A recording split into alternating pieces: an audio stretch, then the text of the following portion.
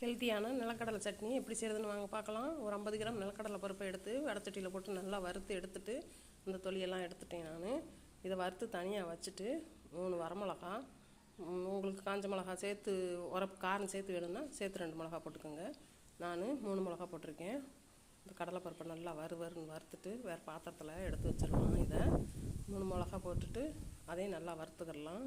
உங்களுக்கு இட்லி, தோசை, சப்பாத்தி, சாதம் எல்லாத்துக்குமே துவையல் மாதிரி கூட வச்சு சாப்பிட்லாம். சாதத்துக்கு எல்லாத்துக்குமே இது சூப்பரான ஒரு டிஷ்ஷு, சத்தானது கூட. தேங்காய் சில்லு கொஞ்சம் போட்டுட்டு வெள்ளைப்பூடு ஒன்று போட்டிருக்கேன், புளி கொஞ்சம் இது கூட சேர்த்துக்கலாம். நிலக்கடலை பருப்பு, தேங்காய் சில்லு, வெள்ளைப்பூடு, புளி கொஞ்சம், உப்பு கொஞ்சம், அவ்வளோதான் இதுக்கு தேவையானது. அரைச்சிட்டு வந்தாச்சு. சூப்பராக இருக்குது பாருங்கள். தாளித்து கொட்டியாச்சு. அட்டகாசமான டேஸ்ட்டாக இருக்கும். இது ஹெல்த்தி ஃபுட்டு வேறு. ஒரு தடவை ட்ரை பண்ணி பாருங்கள். எப்படி இருந்துச்சுன்ற கமெண்ட்டில் சொல்லுங்கள். பிடிச்சிருந்தால் லைக் பண்ணுங்கள், ஷேர் பண்ணுங்கள், சப்ஸ்கிரைப் பண்ணுங்கள்.